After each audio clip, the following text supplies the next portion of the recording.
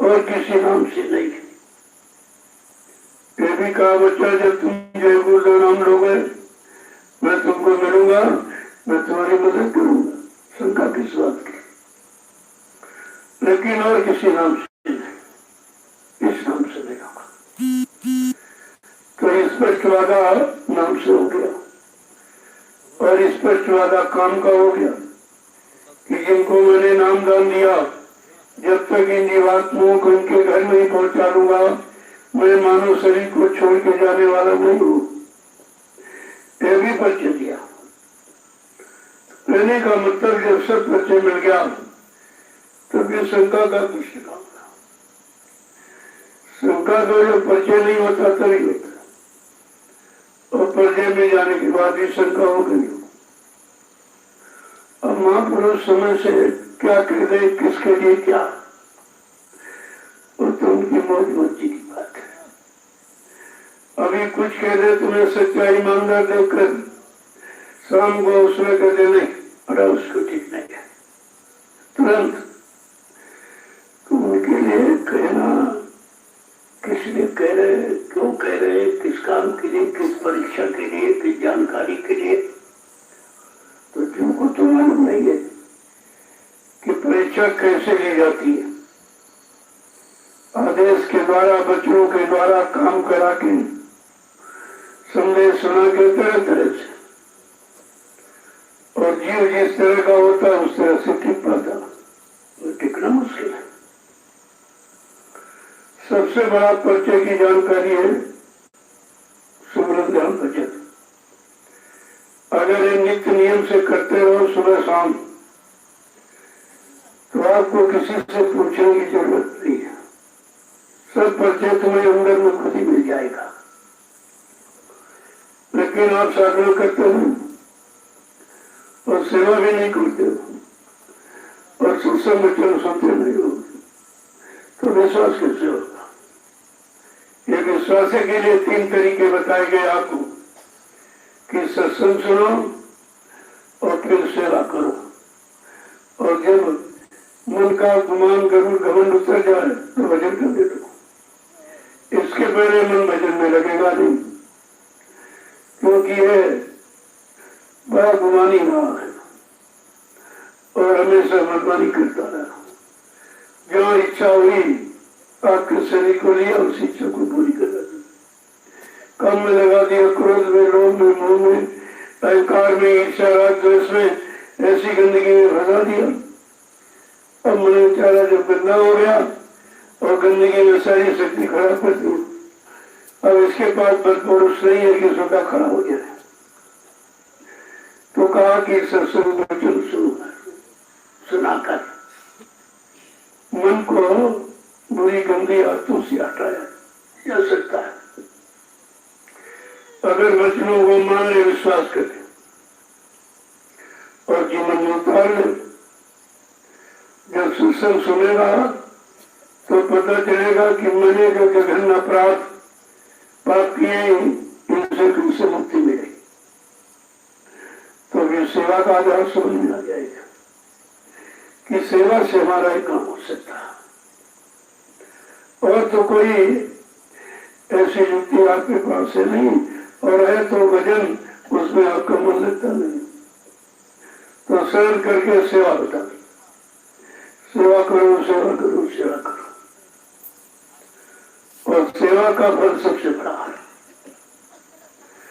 सबसे बड़ा सेवा का। बिना सेवा के न इधर न उधर, इधर तन की सेवा, मन की सेवा, धन की सेवा, और उधर के लिए सुरत की सेवा। ये 4 प्रकार की सेवा रखी गई, और चारों प्रकार की सेवा आपको समझनी चाहिए कि हमको क्या चाहिए, क्या मिलना चाहिए, उसे सेवा में लग जाओ। धीरे धीरे धीरे वो सेवा तुमको वहां पहुंचा देगी। वैसे भाव, वैसी श्रद्धा, वैसा आस्था, वैसा विश्वास बना देगी आपको। सेवा से बहुत काम होते हैं। भाई किसी को खुश करना चाहो तो सेवा से खुश हो। प्रेम से प्रकट रूप में जाना, सेवा में प्रेम होता है तभी सेवा होती है। बगैर प्रेम की सेवा नहीं करेगा। और और कहा प्रेम से मैं प्रकट हो जाऊंगा, मिल जाऊंगा, मिल लूंगा, लेकिन रुपये पैसे सुंदर और समझ वो तो आपका इसलिए लिया जाता कि आप शुद्ध हो जाए। जब शुद्ध हो जाएगा और शुद्ध जगह, अच्छी जगह, परमार्थी जगह लग जाएगा, उसका भी लाभ आपको मिल जाएगा। कहा गुण में भूखा तेरे धन का, उन पर धन है नाम रतन का, गुण तेरा उपकार करना में भूखे प्यासे को दिला।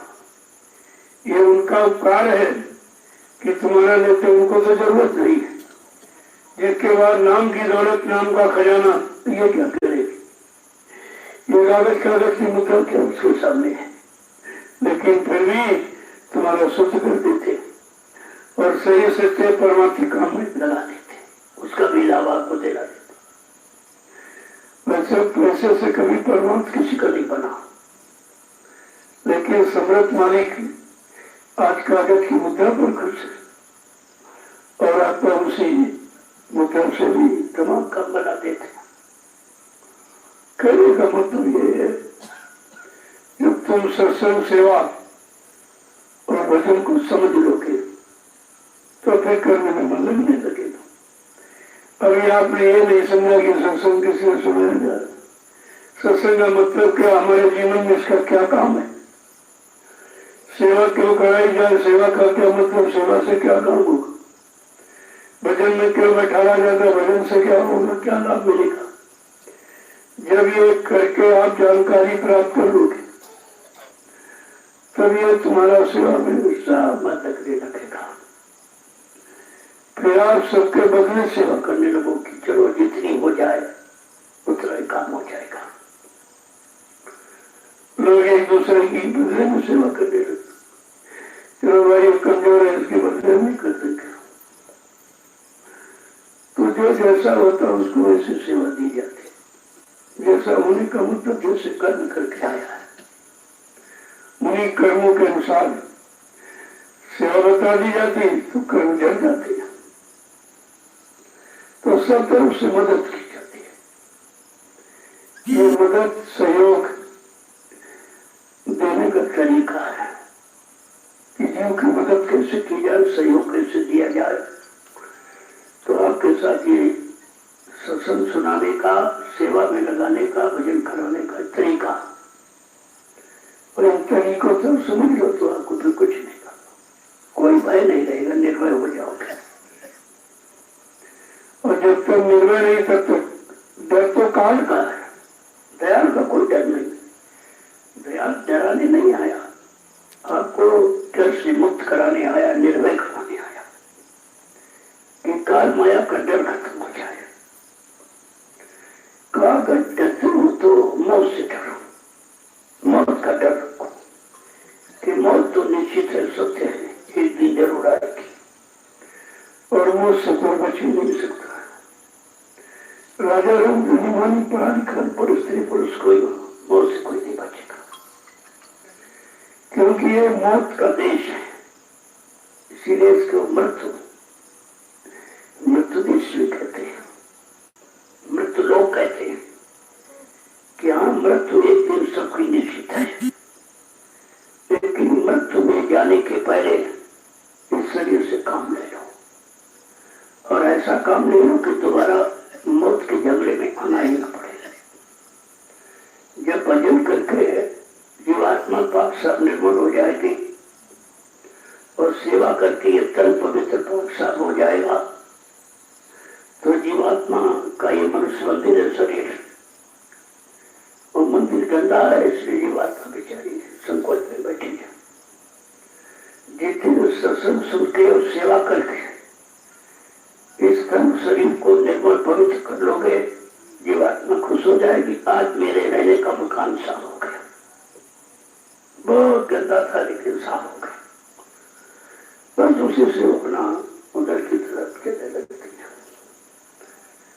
तो सब एक ही निशाना है कि जीवात्मा पर निकल पहुंचे। बहुत युग और काल निकल गए हैं, बेचारी फंसी पड़ी है, किसी ने सहारा नहीं दिया है।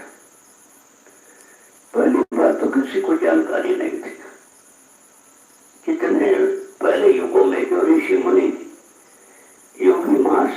सारी शक्तियां आती जाती रही, उनको ये मालूम नहीं था जीवात्मा का राज रहस्य किसी को नहीं मालूम। वो तो केवल जहाँ की जीवात्मा रहने वाली है उसी देश मंडल मुकाम से जब कोई संत महापुरुष आएगा और जीवात्माओं को पहचानता है, जीवात्मा है तो जानती है, वही उनको जगाएगा, वही ले जाएगा। बाकी जितने आए सब काल माया का संदेश देते रहे, काल माया के बनाए जाल की बात बताते रहे कि ये करो वो करो, राज ले लो, पाट ले लो, धन ले लो, दौलत ले लो, सामान ले लो, पद पत्नी बाल बच्चे ले लो। ये तो सब होते रहे, लेकिन जीवात्मा देने परमात्मा से मिले ये किसी ने नहीं बताया। और असली मानव शरीर का उद्देश्य उद्देश्य यही है। मानव शरीर इसीलिए आपको मिला है। ये दोनों मानव शरीर में आते हैं, चाहे स्त्री तन हो चाहे पुरुष तन हो। संत महात्माओं का रिश्ता लगाओ तुम्हारी जीवात्मा से, शरीर से नहीं है। और शरीर दोनों चमड़े के, कोई चमड़े का है, उसको स्त्री तन पुरुष तन में बांट दिया, लेकिन जीवात्मा जो स्त्री में वही पुरुष है। और संत महापुरुषों का केवल जीवात्मा के लिए आए, जीवात्मा से ही उनका रिश्ता है और संबंध है।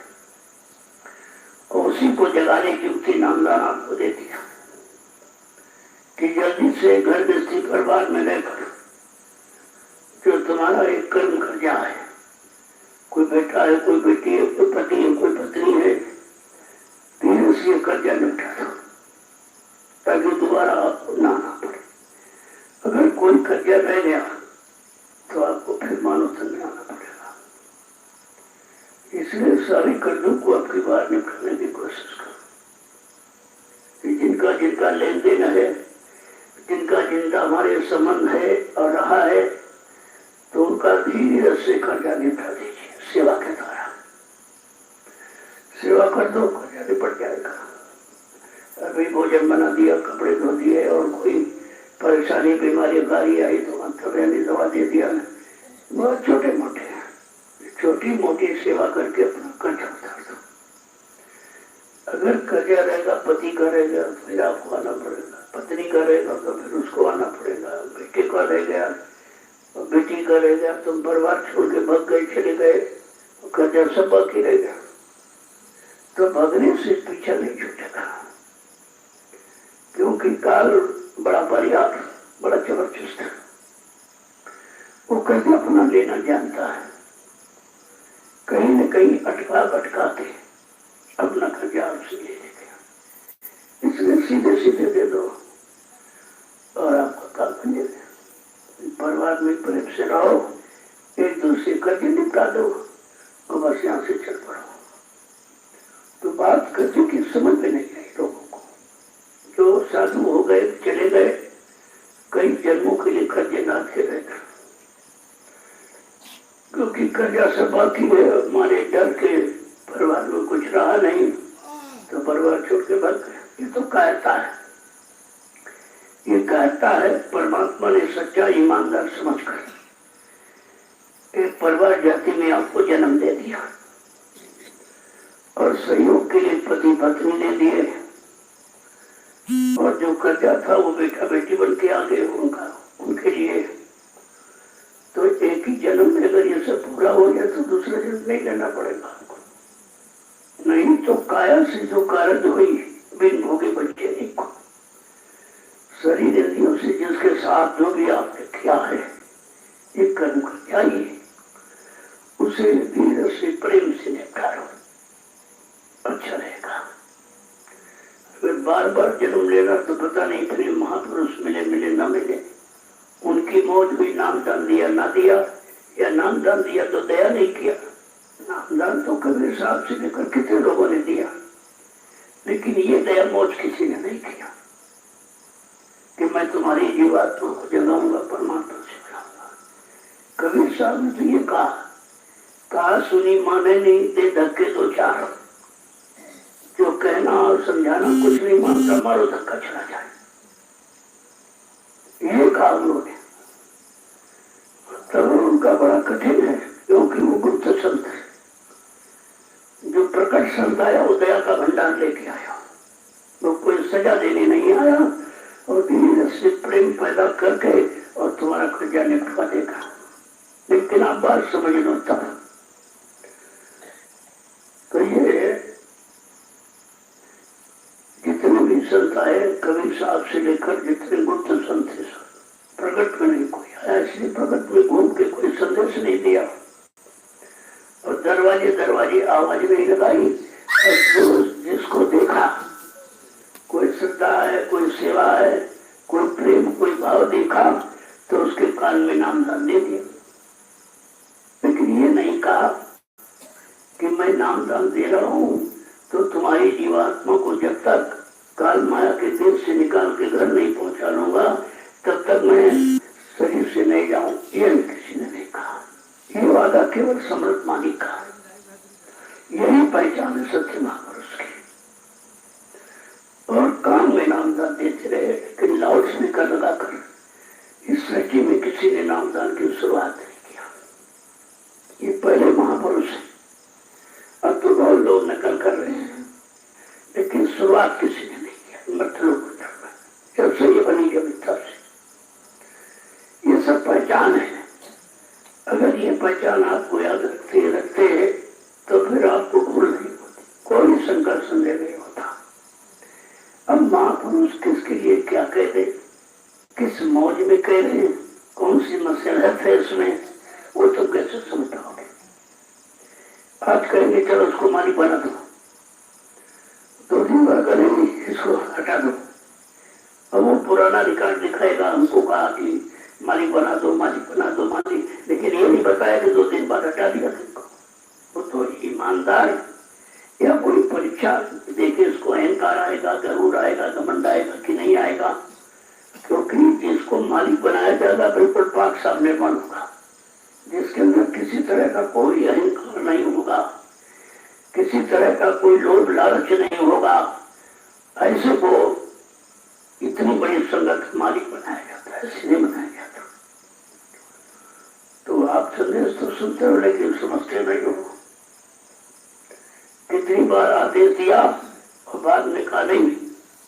सर्वप्रथम 4 अप्रैल 2005 को एक बिहार का व्यक्ति आया, उसने कहा कि स्वामी जी मेरे पिताजी नामदान देने लगे और कहते हैं कि स्वामी जी का आदेश हो गया।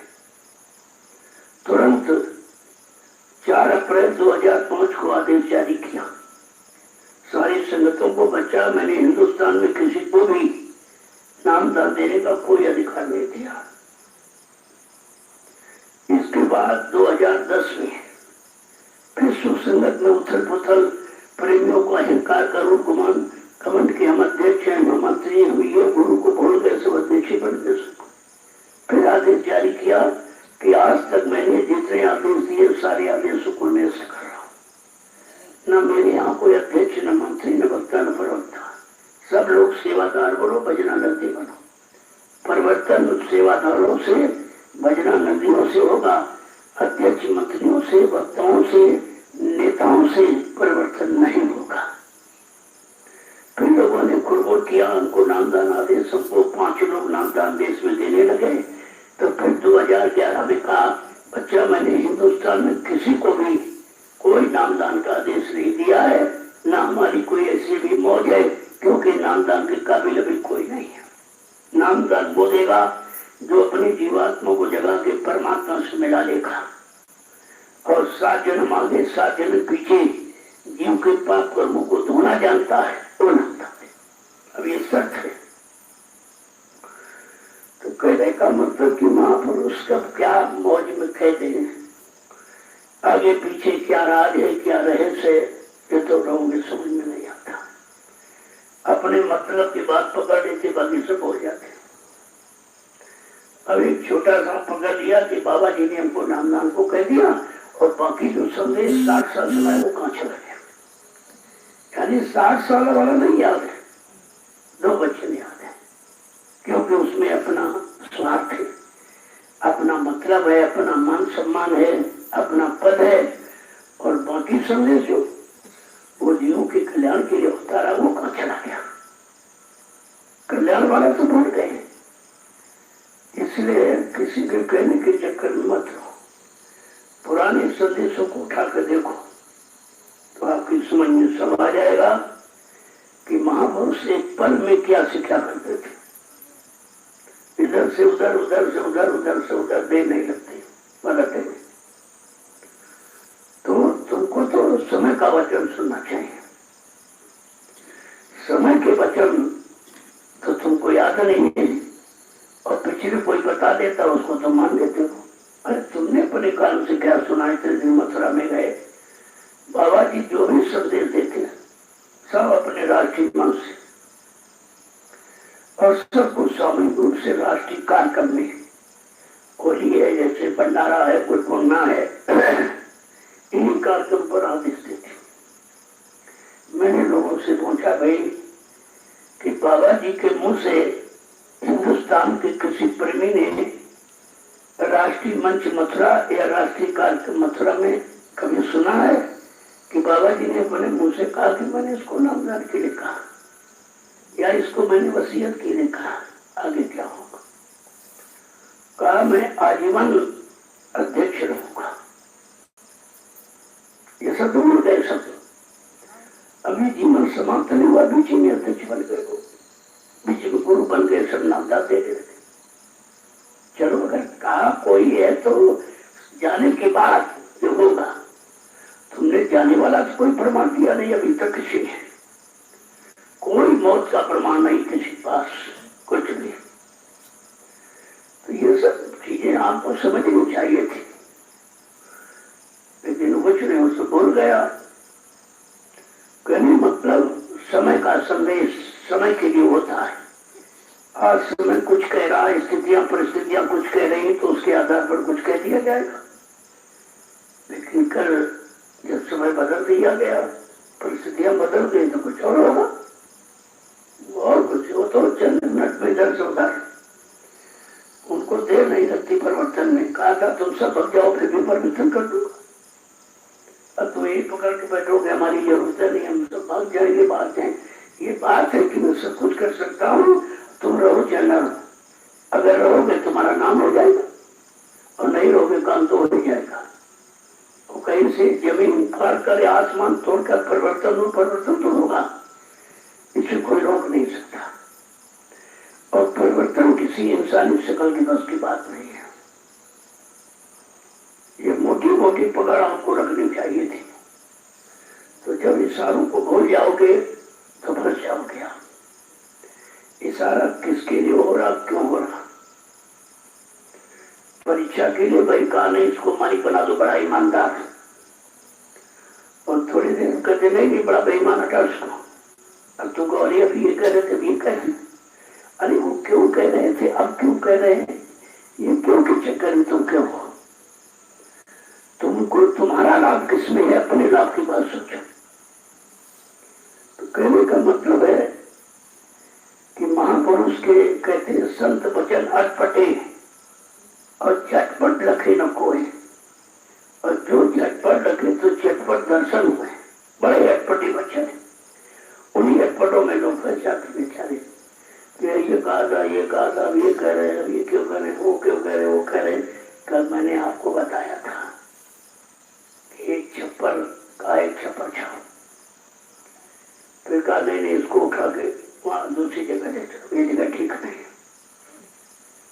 जब वहां पहुंच गए नहीं तो वही ले चलो जहाँ छाया गया था। ऐसे 2-3 बार तो तुम तो जब कहोगे ये सब गलत देते रहे, अभी कहना वहां नहीं चलो, कहते ये वहां नहीं चलो, वहां नहीं। अब तुम क्या मतलब समझते हो कि यहाँ से वहां ले जाने, वहां से फिर वापस लाने में क्या लाभ है? वो तो लाभ मालूम नहीं, वो तो लाभ देने वाले को पता है कि इनको लाभ कैसे दिया जाए। ना ये भजन कर सकता है, ना सत्संग वचन सुन सकता है, ना सेवा कर सकता है, और लाभ देना हमको है। तो कोई ना कोई सरल तरीका निकाले। जब 4 बार छप्पर बीच में भाव बिगड़ गए, पागल हो गए, यहाँ उठाओ वहां रखो, वहां उठाओ वहां रखो, तब आदेश नहीं रह गया, मजबूरी आ गई तो छप्पर को उठाना नहीं, घसीटने लगा और टूट गया।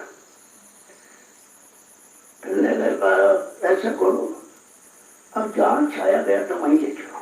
अब और भाव खराब हो गए, एकदम घसीटते लाए और सारा टूट पट गया। जब ले आए कहा ऐसा करो, इसको माचिस से आग लगा दो, जला दो इसको, और शंका में चले गए। छबानी का क्या मतलब निकला, छप्पर छाया गया, कोई काम लिया नहीं गया, इधर ले चलो उधर ले चलो, उधर उठाओ और बाद में कहते जला दिया। अरे जब जलाने था तो छाया क्यों, ये बोलते आप लगा के। तो कहा चलो सत्संग में बैठो, तो बैठ गए, लेकिन बड़ी निराशा में शंका के बैठे।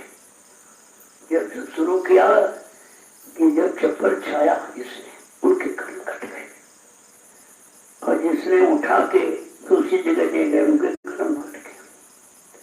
फिर वहां से फिर यहाँ ले गए, उसमें कर्म कट गए। तुम 4 बार ले गए, 4 जन्मों के कर्म तुम्हारे कट गए, और इसीलिए जला दिया। कहने मतलब तुम्हारे कर्म जला दिए गए, 4 जन्मों के कर्म जल गए, केवल उठाने रखने में। लेकिन बात यह कि तुमको शंका हो जाएगी। तो कहने महापुरुष क्यों करते हैं, किस काम के लिए, क्या लक्ष्य है, क्या उद्देश्य है, ये सब उन्हीं पर छोड़ो, तुमको सेवा मतलब। तो चाहे उठाने की सेवा हो, चाहे रखने की हो, चाहे छोड़ने फोड़ने, तुमको इससे क्या लेना। हम अगर सेवा करेंगे तो हमको मजदूरी मिलेगी। तो कहते हैं उधार पर मजदूरी रोकी नहीं जाती, उधार नहीं है, संत मन नगर सौदा है। 1 मिनट करोगे 1 मिनट की मजदूरी, 2 मिनट करोगे 2 मिनट की मजदूरी मिल जाएगी आपको। का ये मत ही ऐसा है।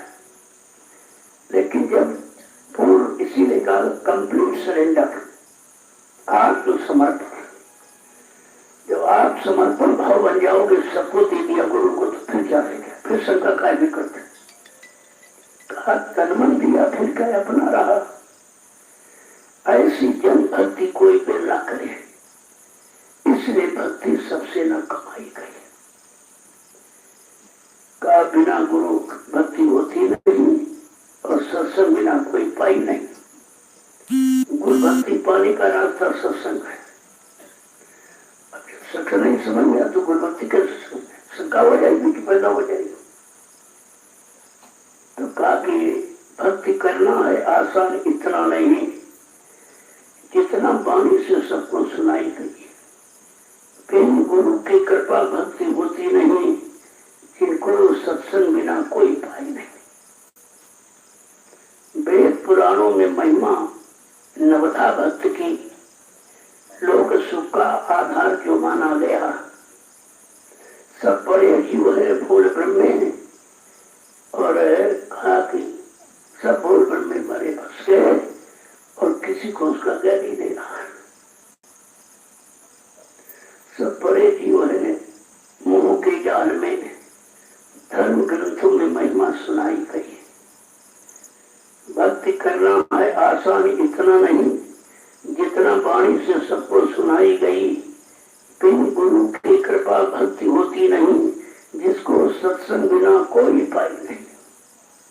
भक्ति स्वतंत्र सदा सुखानी, बिन सत्संग न पावे प्राणी। कि स्वतंत्र है सुख की खानी भक्ति, लेकिन गला सत्संग की, ये मिल नहीं सकती। इसका मिलना केवल सत्संग ऐसा स्थान जहां से भक्ति मिलती है, क्योंकि गुरु भक्ति सत्संग है। तो महापुरुषों ने सब कुछ कहा है, सब कुछ सुना दिया। कहा भाई जिसने माना उसने जाना, और जाना उसने पहचाना, और उसने काम बना दिया, देर से बना। बाकी सब रह गए सिंहासन में भोल ब्रह्म में। तो आपको सत्संग इसीलिए सुनाया जाता कि शंका खत्म हो जाए, इधर की उधर की मत बनी। जब शंका समाप्त हो जाएगी तो बिल्कुल पाक साफ निर्मल हो जाओगे। फिर कोई सब इशारा हुआ, फिर समझ में आ गया, कोई आदेश मिला, फिर सीखने लग गया। अगर आदेश हुआ उस पर आप तर्क वितर्क कर रहे हैं, शंका कर रहे हैं, तो आदेश को कोई लाभ नहीं मिलेगा, क्योंकि लाभ शंका में चला गया। जब विश्वास है तब किस बात की शंका चली गई। तो प्रेमियों को सत्संग के द्वारा उनको सही शास्त्र से रास्ते पर ला के खड़ा किया गया और धीरे से सत्संग सुना सुना सुना सुना के उनमें विश्वास पैदा करा दिया और जैसे विश्वास पैदा हुआ तो फट से आदेश में लग गया। आदेश पालन ही भक्ति है, आदेश पालन ही भजन है। कलयुग के जीव के लिए यही सर्वोपरि है। कलयुग के जीव और कुछ कर ही नहीं सकता, इतना कमजोर है। तो जो मौका आपको मिल गया, कितना अच्छा ये मौका आपको मिला कितने दिनों के बाद। ये तीनों चीजें, सत्संग मिल रहा है, सेवा भी कर रहे हो, भजन भी कर रहे हो। यहाँ आश्रम पर तीनों चीजें आ गई, घर में नहीं, क्योंकि घर में सत्संग तो मिलता नहीं है, तो मन और सेवा करते नहीं, वहां सेवा ही नहीं कोई।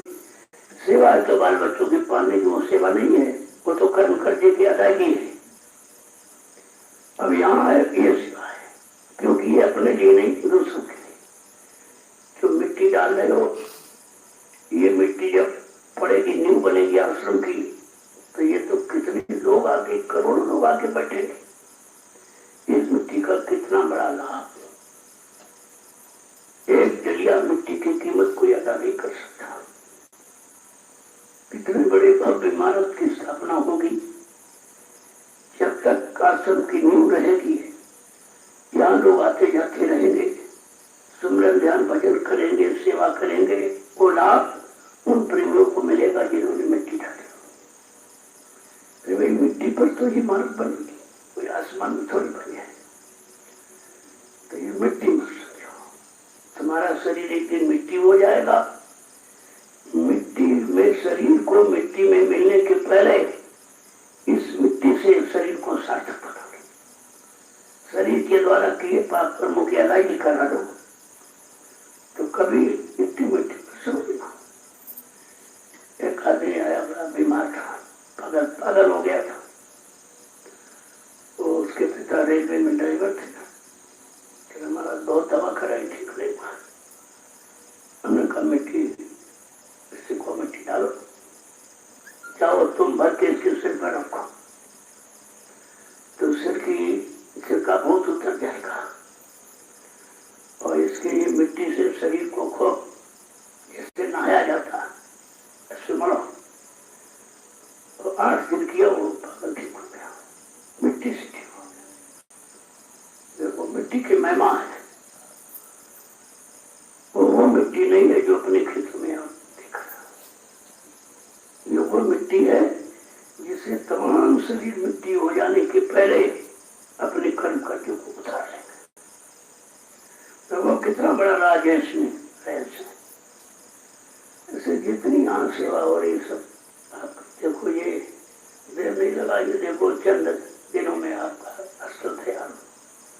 किसी को नहीं मालूम था ये क्या है हो रहा है, तो मैंने किसी को बताया भी नहीं, क्योंकि बताने में सिवा शंका के और तुम कुछ कर नहीं सकते।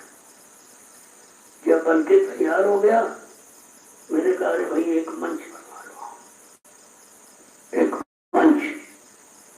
एक फैजाबाद के फौजी सत्संगी है, उनसे कहा ठीक सरकार बन जाएगा।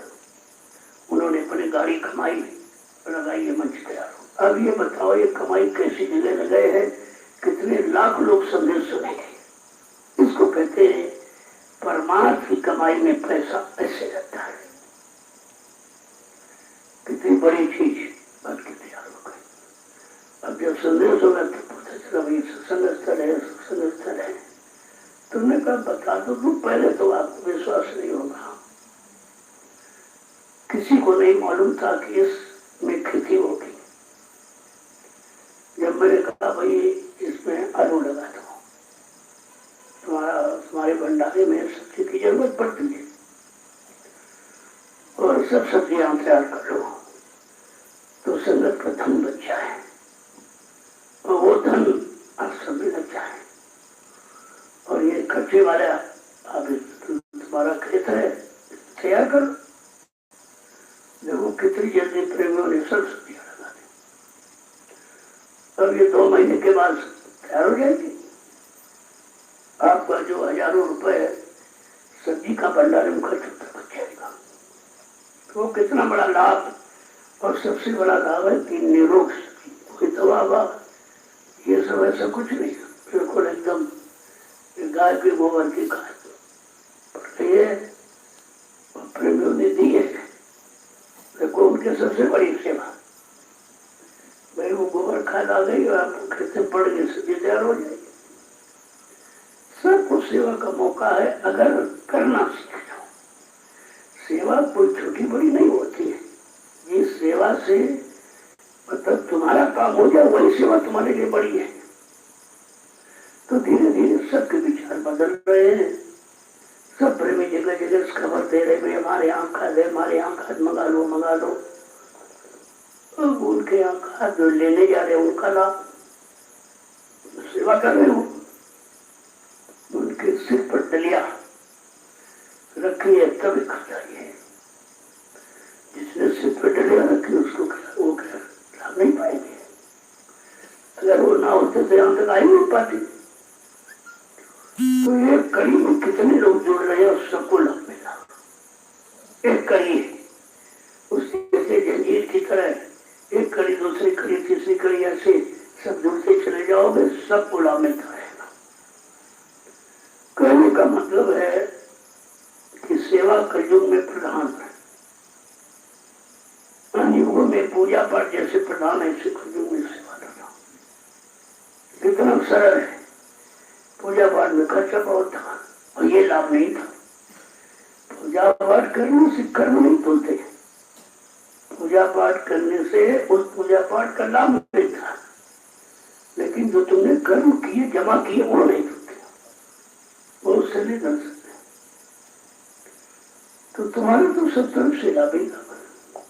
लेकिन समझ में आ जाता हूँ जब भी यहाँ आओ तो सेवा का भाव लेके कुछ न कुछ जरूर करो।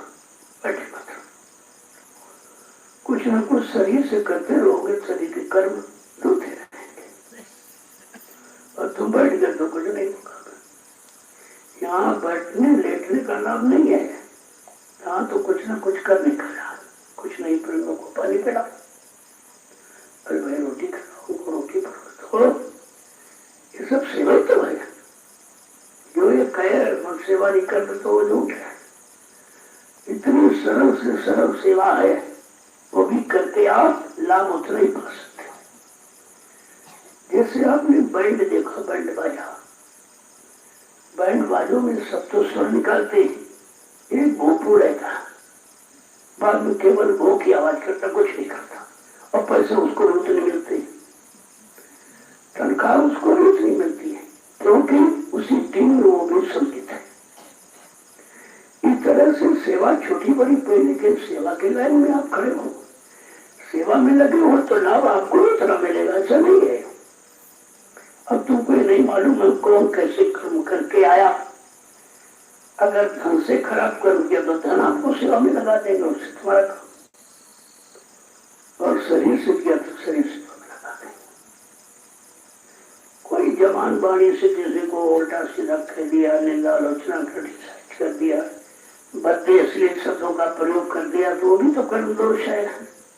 वो अपने समय के सत्य वचन के प्रचार में लगाकर तुम्हारा वाणी संबंधी खजाने कर दिया जाएगा, जो यहाँ सृष्टि में किसी ने नहीं किया। यहाँ तो हर कर्मों की सजा का विधान है। लिखा काया से जो कार्य हुई बिन भोगी बचे नहीं कोई। शरीर इंद्रियों से जो भी आप करोगे उसका फल भोग आपको भोगना पड़ेगा। लेकिन संतों ने कहा नहीं, संत लेख पर नहीं कमारे मेटे अंक कूल कबाल की, जो तुम्हारे मस्तक पर ब्रह्मा ने कादा लिख दिया कि ये सजा वो कहते संत महापुरुष उस पर भी अपनी लेख मार देते हैं और सेवा में लगाकर उस कर्मों का भुगतान बचा देते हैं। ये सृष्टि में उनको और किसी बात का नहीं। और आपको समय मिल गया, शरीर मिल गया, अधिकारी मिल गए, अब केवल अपना अधिकार लेना है आपको, उस सेवा करके ले लो। बिना सेवा के तो कोई चीज कोई देता नहीं है। जय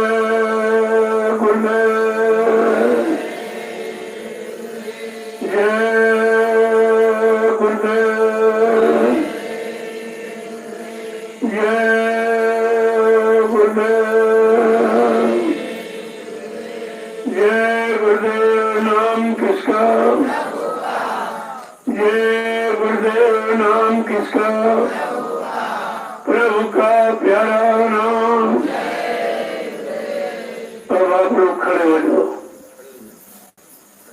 खड़े होने का मतलब नहीं, जो सुनाया बताया समझाया गया उस पर खड़े हो जाओ।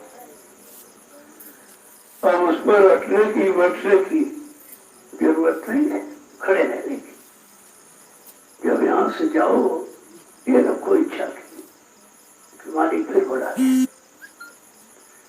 दरबार में आते जाते रहोगे काम बनता रहेगा, क्योंकि संसार शरीर परिवार में रहकर आप कोई काम नहीं बना सकते हो और कर्म कर्जा चढ़ा सकते हो, लेकिन ये दरबार तुम्हारे कर्म कर्जे के उतारने का है। इसीलिए सतगुरुदास ने अपने दरबार की महिमा बताई कि आए शरण तजो नहीं थाई, जो शरण में आ जाएगा उसको छोड़ा नहीं जाएगा और खाली नहीं जाने दिया जाएगा। तुम्हारे साथ कोई न कोई लाभ की गठरी बांध दी जाएगी। अब ये है जाती रही भावना जैसी गुण मुहूर्त देखी तैसी, जो जिस भावना में आया है गुरु उसको उसकी शकल में दिखाई देता है। अनंत रूप है। किस मनुष्य पुल पर बैठकर कैसा काम शुरू करा दे। कहते सब घट भीतर साइया सुनी सेज कनो न कोय, वह घट धन सरायो या घट प्रकट हो। कहा सब घट में जीवात्मा मालिक का अंश है, लेकिन कहा वो घट धन है जिस घट से मेरा संदेश प्रसारित होता है, वो घट मेरा ही घट है। तो ये चीज तो बराबर ध्यान में रखनी चाहिए। कौन है क्या है इस चक्कर मत रहो। तुम्हारा काम कहाँ से हो रहा, गुण वचन कहाँ से प्रसारित हो रहे, गुण वचन की याद कहाँ से कराई जा रही है, जो तुम्हारे लाभ का केंद्र है उसकी पकड़ करो। बाकी इधर उधर जाको ताकोगे तो भ्रम हो जाएगा। अरे मनुष्य बोध तो किसी जाति में तो पैदा ही हो गया, आत्मा तो है नहीं, लेकिन तुम उस जाति में गिनोगे। इस जाति में बच्चा पैदा हुआ, इन घराने में पैदा हुआ, ये माँ बाप थे उसके, ये थे वो थे, लेकिन उनका मृत्युलोक मंडल में आने का कारण कुछ और है। वो सांसारिक इंद्रियों के भोगों के काम करने नहीं आए हैं, भोगों में फंसे जीवों को निकालने के लिए आए हैं। अगर मनुष्य शरीर में ना आए तो आप बोली भाषा नहीं समझ पाओगे। तो ऐसे कहा उनका शरीर नहीं है, केवल शरीर तुम्हारे वास्ते धारण किया है कि जब मनुष्य शरीर में आएंगे तो तुमको भय और चिंता और किसी तरह का और कोई वो नहीं रहेगा। अपनी बात कह तो भाई वही सुनेंगे, मैं सुना देंगे, बता देंगे। अगर मान लो मनुष्य शरीर लेके ना आए पशु पक्षी में, तो कैसे बोली भाषा समझो।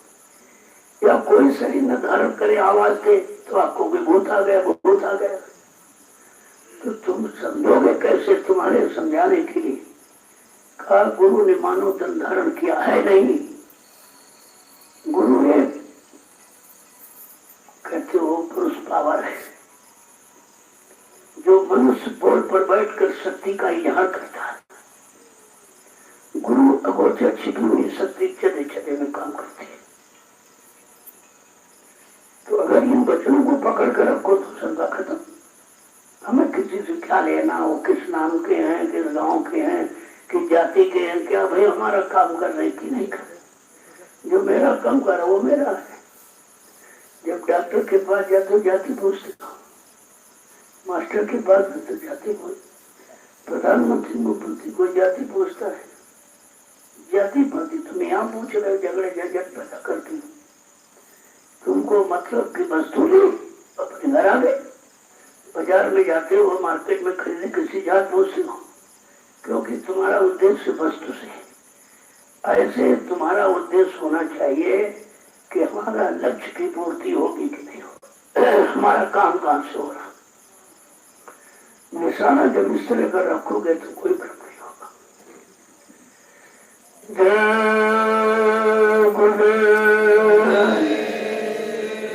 जय गुरुदेव,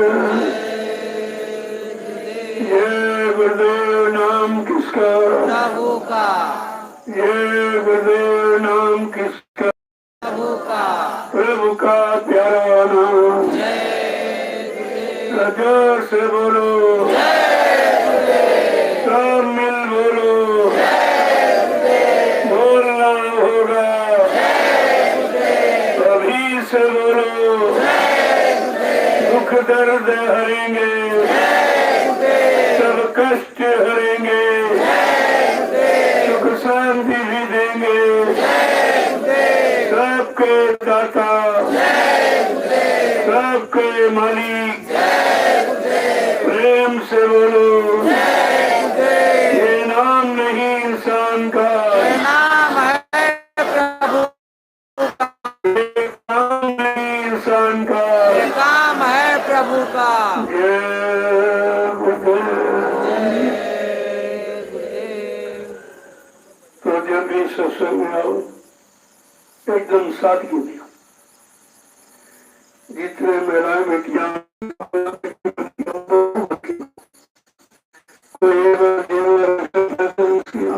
का सत्संग में हमेशा सादगी,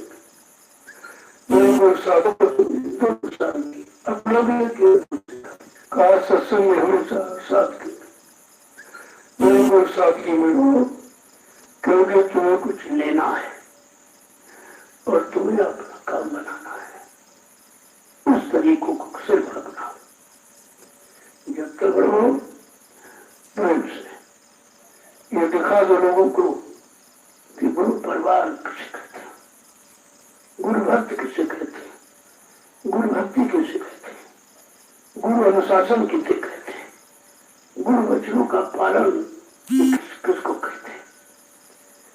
सत्संगियों, तुम्हें आदर्श बनना है, संदेश सतगुरु का तुम्हें चरितार्थ करना है। जो आज तक संदेश आपको दिया गया 10 जुलाई 1952 से 2012 तक, उसको चरितार्थ करके दिखाना है, तब आपकी गुरुभक्ति मानी जाती है। कहीं को गुरु भाई करते हैं तुम रोज लड़ाई, तो ये गुरुभक्ति कैसा हो? गुरु भाई बहन हो तो वही भाव, जो बहन है उससे बड़ा गुरु है, जो भाई उससे कई लाख गुना गुरु भाई बड़ा, जो कि उधर का साथी। ये जीवात्मा जब मनुष्य तन से निकल कर उधर जाएगी तो आपस में पूछेगी, भाई हम तुम एक ही गुरु के शिष्य थे, तुमने झगड़ा क्यों किया, तुमने ये क्यों कहा, तुमने ये क्यों कहा, तुमने ऐसा काम क्यों किया, चोरी क्यों किया, धोखा क्यों दिया, बेईमानी किया क्यों, ऐसा उधर पूरा हिस्सा होता। इधर तुम इस शैतान मन को खुश करने के लिए जो कुछ करते हो, ये सब अपराधी है, और अपराधी मन कभी तुमको सच्चे अच्छे रास्ते पर नहीं खड़ा करेगा। कहा सत्संग में आओ तो यहाँ भी खड़बड़ करता है, यहाँ भी मतलब तरह तरह के झगड़े झंझट पैदा करता है, लेकिन जब सील क्षमा संतोष मेरा विवेक धारण कर लोगे तो ये कुछ नहीं करेगा, क्योंकि काम क्रोध लोभ मोह अहंकार की काट है सील क्षमा संतोष मेरा विवेक। तो ये 5 आवे तो फट से काट लगा दी निकल जाएगा, जब काम आवे तो सील जमा करो, सीलता चला जाएगा, और क्रोध आए तो क्षमा धारण करो, चला जाएगा। देखिए, लोभ आए तो संतोष धारण करो कि जो मालिक ने दिया वही बहुत है, क्योंकि जब साथ जाएगा नहीं तो ज्यादा बटोर के क्या करोगे, और उसी बटोरने में ही समय आ रहा है। और इनको बेचारों को नहीं पता है कि ये तुम ईंट पत्थर क्यों इकट्ठे कर रहे हो, तुम्हारे कमाने वाले नहीं है, ये मिट्टी है।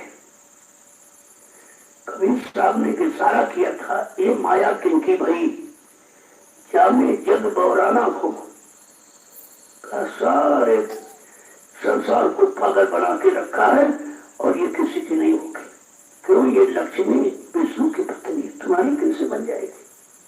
वो विष्णु की विष्णु की पत्नी है, विष्णु के पास रहेगी, तुम्हारे पास आएगी, खुश करेगी, चली जाएगी, रुलाएगी, खुश करेगी, रुलाएगी, सुख कर बच जाएगी काम उसका। तो ये है मतलब, अगर समझ में आ जाए तो जल्दी काम हो जाएगा। बहुत जल्दी काम हो जाए। रविदास जी का नाम सुनो। देखो महात्मा जाति में रविदास जी जात के चमार थे और मीरा चित्राणी थी। तो क्या चमार को गुरु बनाया था? उसने ज्ञान को गुरु बनाया था। जात में पूछो साधु की, पूछ लीजिए ज्ञान। मूल करो तलवार का, पड़ी रहने म्यान। जैसे म्यान चमड़े की होती है तो म्यान से तुम्हारी लड़ाई थोड़ी लड़ सकते, तलवार से नहीं। इस तरह से शरीर से नहीं, जो शरीर में दिव्य ज्ञान है वो ज्ञानी गुरु है। तो लोगों ने कहा ये मीरा पागल हो गई, चमार को गुरु बना दिया चमार ने। तो रविदास जी पुराना जूता, देखो जाति कर्म नहीं छोड़ते, तभी तो आपको तुम्हारी जाति परिवार में रख के तुम्हारा काम करा देंगे। तो पुराना जूता बनाते थे, 1 पैसा रहते। बड़ी गरीबी आ गई भाई, पैसे से कैसे कुछ, कभी आया कभी नहीं आया। तो लक्ष्मी जी को चिंता हुई, कहा भगवान आप कितना सच्चा भक्त है, ईमानदार, बहुत गरीब है, हो ना कुछ मदद करके जाए। पास तो भंडार है, कहा देखो भाई कर लो। तो मतलब एक बड़ा सा जूता लेके गए। बड़ा जूता बनाएंगे तो ज्यादा पैसे मिल जाएंगे, रईस हो जाएंगे। बड़ा जूता बनाने लेके गए, बना दिया, पैसे को 1 पैसा। अरे का नहीं, बड़ा करना, बड़ा छोटा कुछ नहीं, बड़ा छोटा कुछ नहीं, 1 पैसा जाए। तब विष्णु भगवान बचाए कि कैसे भाई मदद कीजिए, तो तैयार नहीं हो रहा था। तब कहा होना को एक दिन माया की गठरी थोड़ा बांध करके है दौलत की, और जहाँ ये चमड़े का काम करती है उस वाले अलमारी में रख देना। जब सुबह उठेंगे देखेंगे तो रईस हो जाएंगे। तो चुपके से रात में विष्णु जी वहां रखा है। जब वो रविदास जी उठे सुबह तो देखा कि गठरी रखी है। वो तो पहले ही जान गए थे, तो सब जानते, सब देखते थे। तो मतलब वो कहा कि अगर कहीं औरत जग गई, उसको औरत को लालच होता है कि लालच में कहीं मन न बिगड़ जाए उसका, तो वो गड्ढा खोद के उसको गाड़ने लगे। तो विष्णु जी आए, चलो देखे अब तो रईस हो गए होंगे। तो देखा कि गड्ढा खोद रहे। अरे भाई दादा जी गड्ढा क्यों खोद रहे हो? कहा मिट्टी को मिट्टी में दाग रहा हूं। कहा मिट्टी को मिट्टी के हवाले कर रहा हूं। विष्णु पूछे, देखा लक्ष्मी जैसे संत महापुरुष, इनको कुछ नहीं चाहिए। तुम सोचती थी वो काल के जीवों की जरूरत है, इसको दयाल को कोई जरूरत नहीं। चाह गई चिंता मिट्टी मनमा बेपरवाह, जिनको कछु न चाहिए वो शान के साथ, वो बादशाहों के बादशाह जिनको पर जीवात्मा जगाना, परमात्मा मिलाने के सिवा यहाँ का कुछ नहीं चाहिए। ऐसे भक्त कभी कभी आते हैं।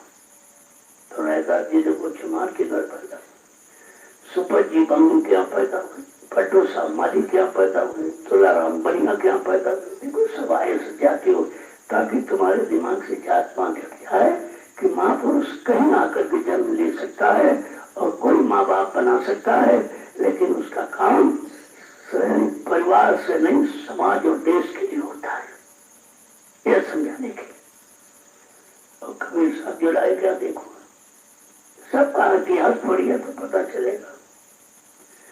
ब्राह्मण परिवार में केवल गोस्वामी महाराज के और कोई नहीं आया, बाकी सब छोटी छोटी जाति में, ताकि तुम्हारे दास से छोटी बड़ी जाति का ये गंदगी हट जाए। जात पात पूछे नहीं कोई, हरि का भजन हरि का हो। कहा भगवान पाने में जात पात काम नहीं आएगी, रुपया पैसा काम नहीं आएगा, रूप स्वरूप काम नहीं आएगा। भगवान पाने में तुम्हारे मन बुद्धि चित्त की निर्मलता पवित्रता ही काम आएगी। तो बात समझने की है, समझ में आ जाए तो बहुत जल्दी हो जाए। जय गुरुदेव।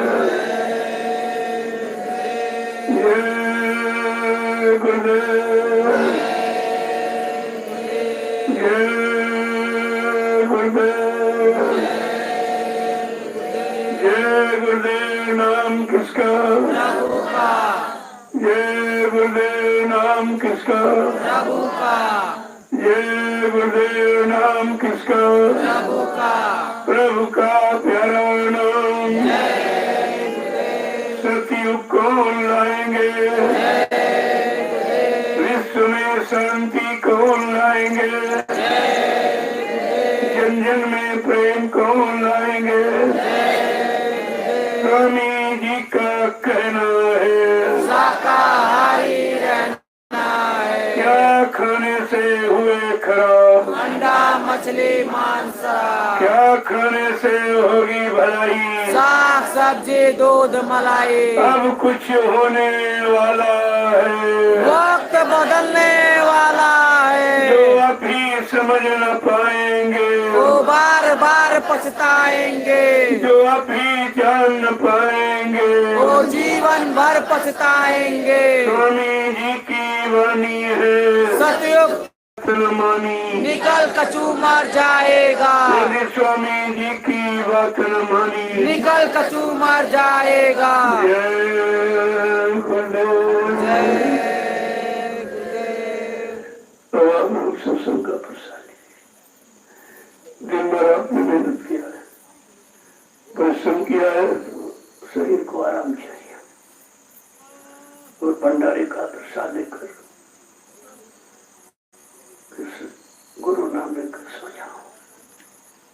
सुबह उठो, जैसे घंटा संग बजे, जैसे मैदान से फारिग होकर फौरन सत्संग स्थल पर आ जाओ और 1 घंटा डट कर मन बुद्धि चित्त को एकदम पकड़ रोक कर सुंदर ज्ञान भजन करो। धीरे धीरे सब बिगड़ा काम पूरा हो जाए। कुछ आपको करना नहीं है, केवल आदेश ही पालन करना है। घाट पर बैठना सीखो। जब घाट पर बैठना सीख जाओगे तो घाटे का काम सारा खत्म हो जाएगा। अब लाभ का काम प्रारंभ हो जाएगा, क्योंकि मन जिस घाट पर बैठा है घाटे का सौदा कर रहा है और जीवात्मा का घाट लाभ पाने का सौदा है। जब दोनों घाट के बारे में जानकारी हो जाएगी तो अपना घाट आप निश्चित कर लोगे। जय गुरुदेव। अब आप लोग सत्संग का प्रसाद लीजिए। देखो, जो सेवा जा करते हो वो वही करो, सब जगह मत भगो, क्योंकि सेवा सब सेवा में ही तो शामिल है। भंडारे वाले भंडारे की सेवा और किसी से और नहीं जाएंगे, उनकी सेवा हो। बाकी जो खेती का काम उनकी सेवा हो, उनके लिए वही भजन है, वही सेवा, वही सत्संग, सब कुछ वही। जो जहाँ पर तैनात है अपनी जगह एकदम चुस्त रहो और जिनके पास कोई काम नहीं मदद करो, उनके लिए सेवा है। अगर कोई सेवा नहीं करना चाहते हो तो फिर तुम भजन करो। जितनी देर प्रवेश सेवा करें उतनी देर तुम भजन करो, तो तुम्हारी समझ खुद ही आ जाते। तो भजन जन कर नहीं, इतनी देर बैठ ही नहीं पाओगे, तो सेवा में चले जाओगे घर। अगर कोई सेवा नहीं करना चाहते तो फिर भजन करो, तो बहुत बड़ी सेवा है। और सबका आदान प्रदान हो जाए एक दूसरे का। इसी तरह तो काम होता है। कुछ बेचारे ऐसा कि भाई हमसे पैसा ले लो, भजन न को, हमने भाई ये काम किया, पैसा तुम्हारा लगा दिया, लेकिन भजन की पूर्ति पैसे से नहीं होती। भजन तो आपको करना पड़ेगा। या तो फिर इतनी सेवा करो डट के, और सेवा में अहंकार न हो कि हमने इतना दिया उतना दिया, ये हुआ वो हुआ, लिख लो हमारा, ये लिखा क्यों नहीं हमारा, बताए क्यों। फिर सेवा नहीं। दान देकर भी न कहो कि दान दिया, जो देकर न कहा जाए दिया वो दान होता है, और वैसे गुप्त दान होता है। गुप्त दान का मार्ग सबसे बड़ा, जिसमें कोई अहंकार नहीं होता। सभी का अपने अपने घर में गोलक रखो, जो रोज की तुम्हारी आमदनी है उसका 10% उसमें डालते हो, तो उसको सीधे यही ले आओ। तो तुमको अगर कहीं वहां गिनोगे तो मन कहेगा इतना पैसा ज्यादा बोले, इस पैसे से ये खरीद लेते, इतना मुनाफा हो, ये बढ़ जाता वो बढ़ जाता, मन तमाम गुनामन करने लगेगा, इसलिए उसी से बोला ले आए अपना यहाँ रख दे। तुम्हारा मन उसके बारे में कुछ नहीं सोचेगा, देखेगा तब सोचेगा। तो ऐसा कोई दृश्य इसके सामने मत प्रस्तुत करो जिससे खराब हो जाए, क्योंकि अभी ठीक नहीं हुआ। जैसा थोड़ा पानी अगर स्थिर हो गया तो साफ है, जरा सा हिला दिन गंदा हो जाएगा। ऐसे मन थोड़ा सा भी सुधरा, और जैसे आप इस सामान को दिखाओगे फिर वैसे गंदा हो जाएगा। इसलिए इसको इन सामानों से बचा के रखो, जहां तक हो सके इन सामानों से दूर रहने की कोशिश करो, तो ये बहुत जल्दी ठीक हो जाएगा। अगर सामान देते रहोगे, इसको उपलब्ध कराते रहोगे तो कभी नहीं ठीक हो। तुम कहोगे नहीं नहीं इच्छा करा, चलो उसकी पूर्ति कर दे, जैसे पूर्ति की उसकी आदत बन जाएगी, फिर रोज मांगेगा तो रोज कहाँ से करते। इसलिए किसी आदत को बढ़ने की कोशिश मत करो, तुरंत रोक दो वहीं पर। अब तुम्हें समझते हो नहीं नहीं अब की बार कह रहा चलो ये ले लो, चलो ये दे दो, चलो ये दे दो, यही देते देते करते करते तो आपने खराब कर दिया इसको। अब इतना खराब हो गया कि बगैर उसके रह नहीं सकता, और आप भी परेशान हो, क्या करें, कैसे रोके, कैसे मोड़े, कैसे तोड़े, कैसे इधर लगाए, मतलब यानी सब साथ बेबसी तैयार हो जाती है। तो जैसे कोई गुनामन करे थोड़ा लोग नहीं भाई, आदेश हुआ था नहीं करना, सत्संग ने कहा था धीरे धीरे हटो उधर की तरफ से, तो तुम हटने का प्रयास से यहाँ से जाते फिर उसे फंस जाते हो, सत्संग वचन भूल जाते हो, सेवा भाव खत्म हो जाता है, सुमरन ध्यान भजन करते नहीं हो तो फिर वहीं फंस जाता हो। तो समझने की कोशिश करो, करना कुछ नहीं, केवल समझ लो काम हो जाएगा। जय गुरुदेव, जय गुरुदेव, जय गुरुदेव। नाम किसका? जय गुरुदेव। नाम किसका? प्रभु का प्यारा नाम। अब कुछ होने वाला है, वक्त बदलने वाला है। ये मंत्र को ध्यान में रखिए, ये महामंत्र है।